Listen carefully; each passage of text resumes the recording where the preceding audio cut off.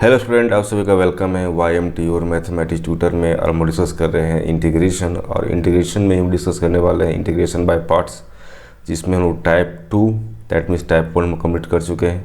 कि integration by parts का use करना चाहते हैं इंटीग्रेशन में तो किस प्रकार से करना चाहिए, उसके क्या वर्किंग रूल है, इन सभी के बारे में डिस्कशन हो चुका था। और उसी में से आज डिस्कस करने वाले हैं टाइप 2, जिसमें कि इंटीग्रेशन बाय पार्ट्स का ही टाइप 2 है। उसमें किस प्रकार से उसका फॉर्मूला आता है और उसके बेस पे किस प्रकार से इंटीग्रेशन करना है, इसके बारे में समझेंगे। तो इंटीग्रेशन बाय पार्ट्स की बात की जा रही है तो इसका टाइप 1 जो है अपलोड है, इसका वीडियो अभी तक आप नहीं देखे हैं तो इसका जो लिंक है आई बटन पर या फिर डिस्क्रिप्शन बॉक्स में, वहाँ पे इसका लिंक मिल जाएगा, वहाँ से चेकआउट कर सकते हैं। या फिर हमारे चैनल को विजिट करेंगे @YMT422 सर्च कीजिएगा यूट्यूब में तो आसानी से चैनल ओपन हो जाएगा। वहाँ पे बहुत सारे वीडियो जो है 11th के आपको देखने को मिलेंगे। तो चलिए आज से क्लास स्टार्ट करते हैं और समझते हैं कि इंटीग्रेशन बाय पार्ट्स में जो सेकेंड टाइप की बात की जा रही है वो सेकेंड टाइप में किस प्रकार से देखने को मिलता है, उसका वर्किंग रूल किस प्रकार से आता है।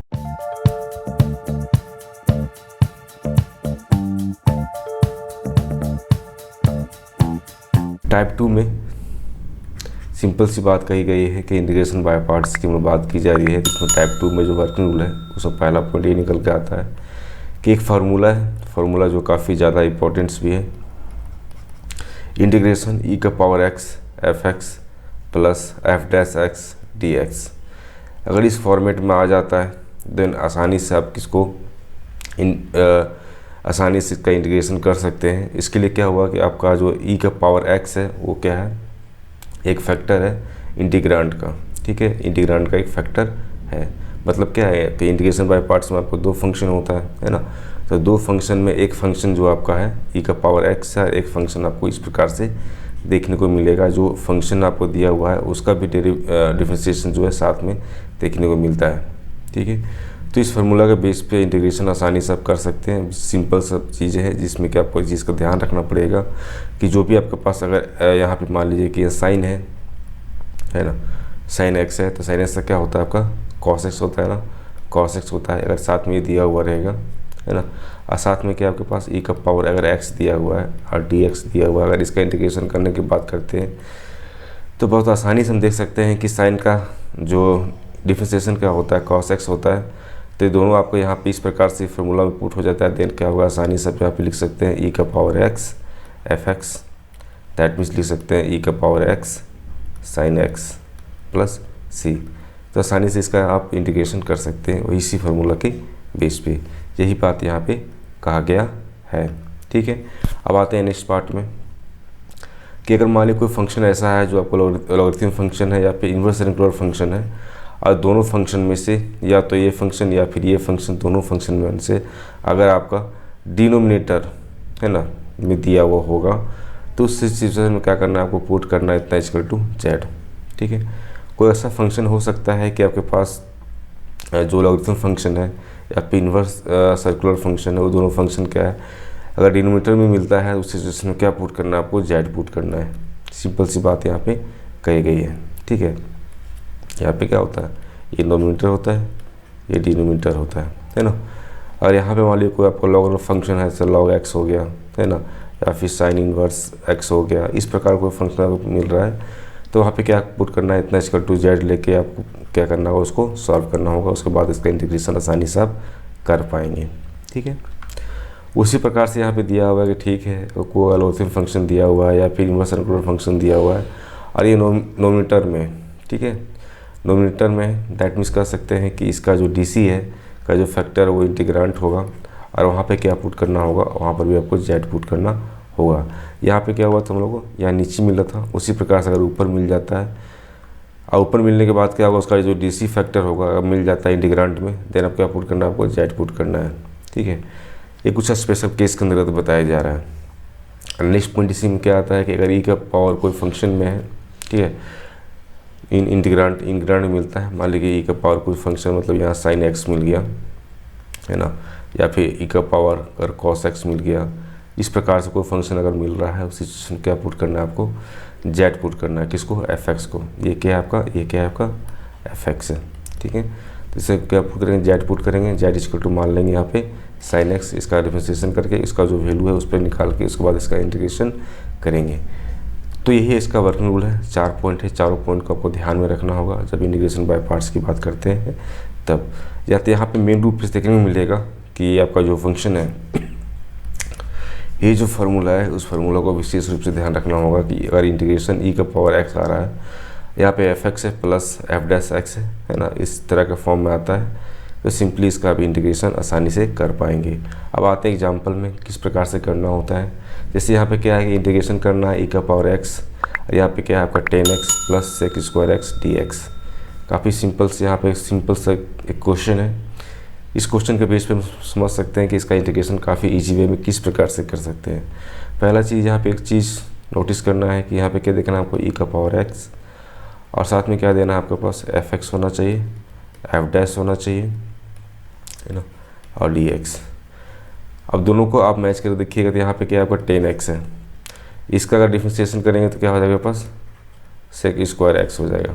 ठीक है, दैट मीन्स क्या हुआ कि इसका जो फंक्शन है उस फंक्शन का डिफरेंशिएशन करने के बाद यह फंक्शन मिल रहा है दोनों के एडिशन में है, और यहाँ ई का पावर एक्स है, दैट मीन्स यहाँ पे सिंपल सब लिख सकते हैं क्या कि ई का power x F x plus c, ये क्या हो जाएगा आपका आंसर हो जाएगा।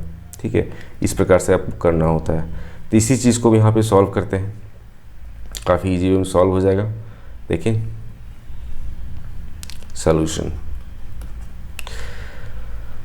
गिवन इंटीग्रेशन दिया हुआ ई का power x 10x plus sec square x D X, है ना। तो यहाँ पे नोटिस करने वाली बात आती है कि ठीक है यहाँ पे इसको इंटीग्रेशन करना है तो ई का पावर एक्स यहाँ दिया हुआ है, यहाँ पे क्या आपका 10x है, यहाँ पे क्या दिया हुआ सेक स्क्वायर एक्स दिया हुआ है। तो 10x का डिफरेंशिएशन करेंगे तो क्या हो जाएगा, सेक स्क्वायर एक्स होगा। तो इसमें सिंपल एक लाइन में लिख सकते हैं हम लोग, यहाँ पे क्या है कि ई का power x F x plus C, that means यहाँ पे लिख सकते हैं क्या, ई का power x 10x plus c, ये क्या होगा आपका आंसर हो जाएगा। ये आपका फर्स्ट मेथड हुआ, क्या हुआ, फर्स्ट मेथड।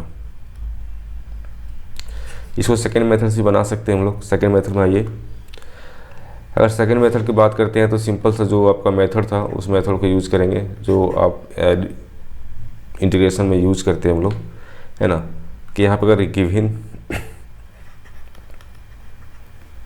इंटीग्रेशन ई का पावर एक्स, यहाँ पे क्या आपका 10x plus sec square x D x. Next step में क्या हो जाएगा, इंटीग्रेशन ई का power x 10x d x plus integration ई का power x sec square x D x. ठीक है, इसको सिंपल इस तरह रहने देते हैं, क्या होगा, ई का power x 10x d x plus, जब यहाँ पे देख सकते हैं कि जब इसका इंटीग्रेशन करेंगे तो ये आपका u हो गया, ये आपका v हो गया, इस पार्ट को u लिए और इस पार्ट को v लिए, तो u को छोड़ देना है और v का इंटीग्रेशन करेंगे तो कितना हो जाएगा 10x। ठीक है, उसी प्रकार से हो जाएगा माइनस, है ना, इंटीग्रेशन इसका डिफरेंशिएशन, u का डिफरेंशिएशन करेंगे तो e का पावर x, है ना, और इसका जब इंटीग्रेशन करेंगे तो हो जाएगा आपके पास 10x dx। ठीक है, तो यहाँ से एक चीज़ नोटिस कर सकते हैं हम लोग कि इंटीग्रेशन ई का power x 10x dx, integration ई का पावर एक्स 10x dx, यहाँ से क्या हो जाएगा, ये आपका कैंसिल हो जाएगा। तो नेक्स्ट स्टेप में क्या बचेगा, सिर्फ ई का power x 10x plus c, ये क्या हुआ आपका आंसर हुआ। ठीक है, तो दोनों मेथड से बना सकते हैं, उस मेथड से बना सकते हैं, इस मेथड से बना सकते हैं, दोनों मेथड से आपका रिजल्ट सेम आने वाला है। सिर्फ आपको ये ध्यान में रखना है कि जो फार्मूला बताया गया है उस फार्मूला को आपको यूज करना है। ठीक है, तो यहाँ पे क्या हम लोग यूज़ किए, इंटीग्रेशन बाय पार्ट्स यूज़ किए। यहाँ पे हम लोग क्या यूज़ किए, यहाँ पे इंटीग्रेशन बाय पार्ट्स यहाँ पे यूज़ किए, जिसके बेस पे ये u हो गया, ये v हो गया, जिसके आधार पर हम लोग यहाँ पे इसका सोल्यूशन किए। अब आते हैं नेक्स्ट एग्जाम्पल में। एग्जाम्पल को ये सिंपल एग्जाम्पल, जिससे कि आपको आसानी से समझ में आ सके कि जो वर्किंग रूल बताया गया है उसको कितना इजी वे में लोग कर सकते हैं उसके बेस पर, है ना। और यहाँ पे दिया है वो क्या, इंटीग्रेशन ई का power X 1 plus sine x, नीचे दिया 1 plus 10x cos x D x. तो यहाँ पे हम इसको किस प्रकार से इसका इंटीग्रेशन कर सकते हैं, तो सिंपल सी बात यहाँ पे देख सकते हैं कि ई का पावर एक्स तो यहाँ रहने देते हैं, इसको ब्रैकेट को सिंप्लीफाई करेंगे तो यहाँ से हो जाएगा 1 बाय, यहाँ हो जाएगा कॉस एक्स प्लस यहाँ पे क्या हो जाएगा साइन एक्स, और नीचे क्या हो जाएगा cos X, 1 plus cos X, 1 plus cos X, 1 plus cos x, है ना। और यहाँ पे क्या हो जाएगा डी एक्स, ठीक है। इंटीग्रेशन ई का power X 1 by 1 plus cos X, 1 plus cos X इसको टू क्या लिख सकते हैं हम लोग 1 by 2 cos square X by 2 लिख सकते हैं बाय ट्रिग्नोमेट्रिक फार्मूला के इस पे, है ना। और यहाँ पे इसको और सिंपल फॉर्म लिखना चाहते हैं तो क्या लिख सकते हैं 2 sine X by 2 cos X by 2, नीचे क्या हो जाएगा 2 कॉस स्क्वायर एक्स बाय 2, यहाँ क्या हो जाएगा डी एक्स। तो यहाँ से कुछ कैंसिल हो रहा है क्या, थोड़ा सा ध्यान दीजिएगा। तो यहाँ से वो कॉस एक्स बाय 2 और यहाँ पे इसका स्क्वायर कैंसिल हो जाएगा और यहाँ से 2 और ये 2 कैंसिल हो जाएगा। नेक्स्ट जो बचा हुआ है उसको हम नेक्स्ट स्टेप में लिख लेते हैं यहाँ पे। तो यहाँ पे क्या लिख सकते हैं हम लोग ई का पावर एक्स, यहाँ पे क्या बचा हुआ है आपके पास, इसको ऊपर ले जाएंगे तो हो जाएगा 1 बाय 2 और यहाँ पे है 1 बाय कॉस तो हो जाएगा सेक, तो हो जाएगा सेक स्क्वायर एक्स बाय 2, ठीक है। प्लस यहाँ पे क्या है 10 एक्स बाय 2, सॉरी यहाँ पे है साइन एक्स बाय 2, यहाँ पे कॉस एक्स बाय 2 बचा हुआ है। तो यहाँ पे क्या हो जाएगा बस 10 एक्स बाय 2, ठीक है, ये डी एक्स हो जाएगा। तो यहाँ पे कुछ नोटिस करने वाली बात आती है कि यहाँ पे आपको नोटिस करना होगा, है ना। ये देखिए आपके पास क्या है एफ एक्स है, इसका जब डिफ्रेंशिएशन करेंगे तो आप स्वाभाविक सी बात है इसका डिफ्रेंशिएशन जब करेंगे तो इसका डिफ्रेंशिएशन आपका ये निकल के आएगा, ठीक है।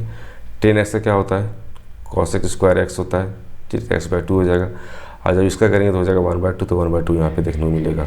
देन आप नेक्स्ट स्टेप में सिंपल से लिख सकते हैं, नेक्स्ट स्टेप में क्या कि ई का power x F x, that is यहाँ पे लिख सकते हैं कि ई का पावर एक्स एफ एक्स कौन है आपका 10 एक्स है, that means 10 x by 2 plus c, यहाँ पर भी सी लगेगा।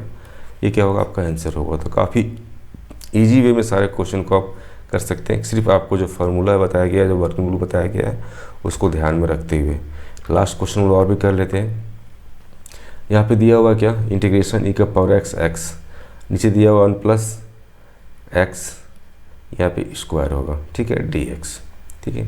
ये आपको दिया हुआ है, इसका इंटीग्रेशन करना है। तो सिंपल सी बात है, जब इसका इंटीग्रेशन करने की बात आती है तो सबसे पहले इसको सिंप्लीफाई करना होगा।